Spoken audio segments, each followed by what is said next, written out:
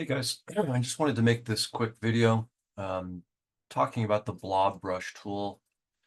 And I'm also going to spend a little bit of time talking about the difference between the regular brush tool and the Blob brush tool. I think those things are really important to kind of get a sense of early on. And so on the left-hand side is the tools panel. And you're going to see either the paintbrush tool highlighted. And if you put your cursor over the paintbrush tool, you can select the Blob brush tool. I also want to remind you that, these shortcuts are really, really handy. And so if you want to just select the paintbrush tool, hit B on your keyboard. If you want to select the blob brush tool, hit Shift plus B on your keyboard. Okay, so let's start with the paintbrush tool. And I'm going to use the color black to start with. And I'm just going to make a simple mark. And with that mark, notice that it says the stroke is at 1 point. So that's the size. I can use the black arrow tool and come back and select that object, and you can see that there is this line that indicates that it's a stroke. And if we come up here, the black pigment is under the stroke area, not the fill area. I think that's really important to just kind of notice as far as this differentiation that I'm trying to emphasize here.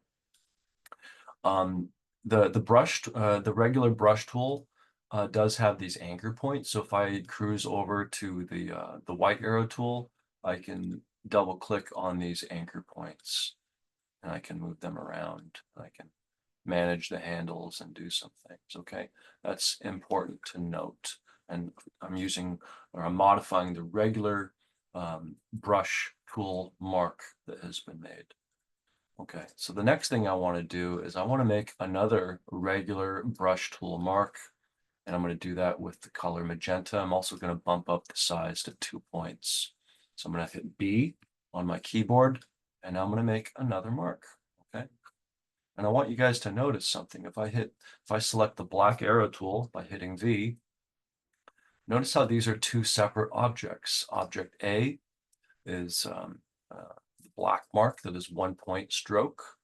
Object B is the magenta mark with 2 point stroke. Those are two separate objects. And again, both of them have these anchor points that can kind of be selected, okay? So that you can modify the line and so forth. Okay, so I'm gonna drag to select both of those paintbrush marks that were made with the regular paintbrush tool.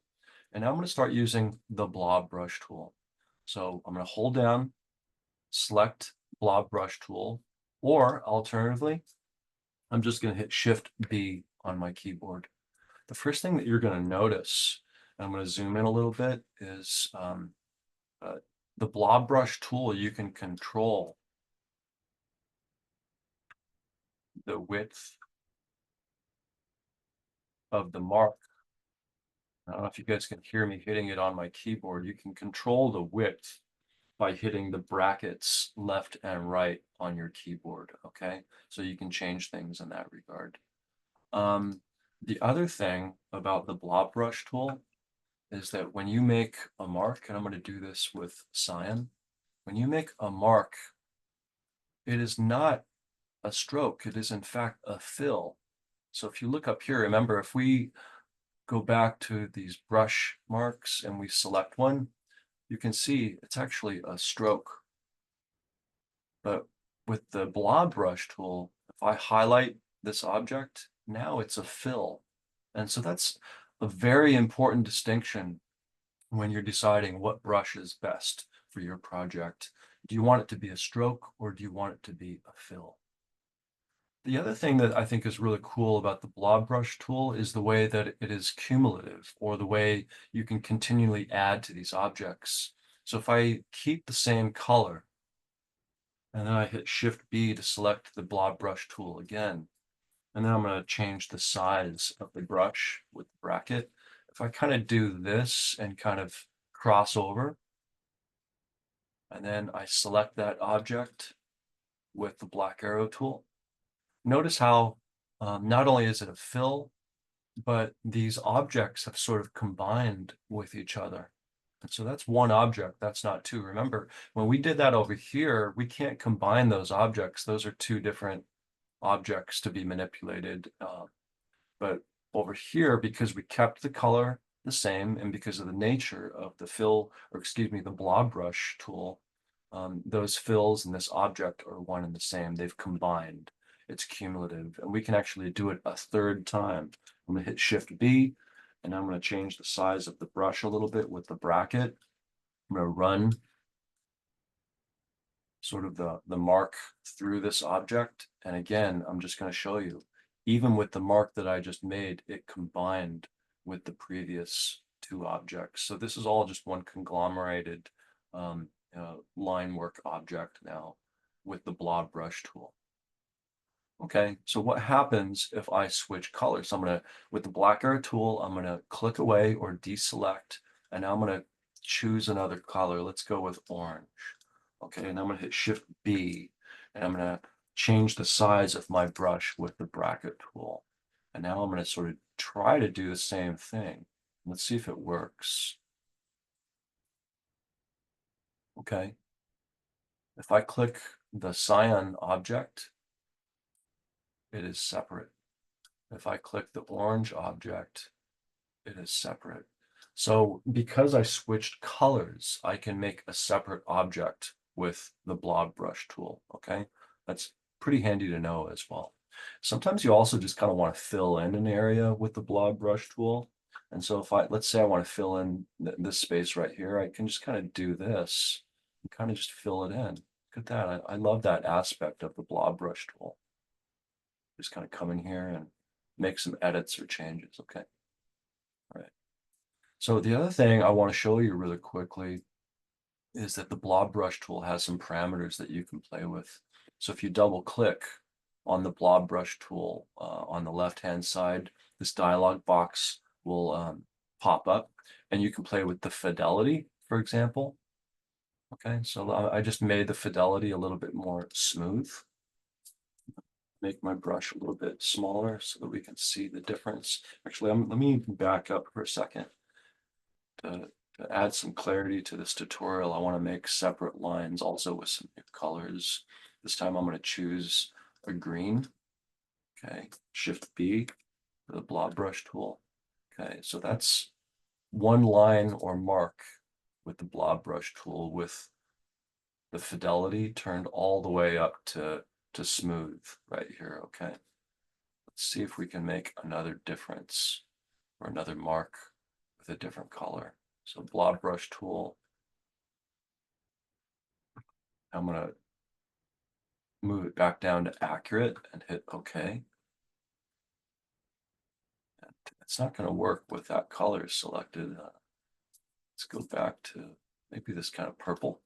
Will be fun.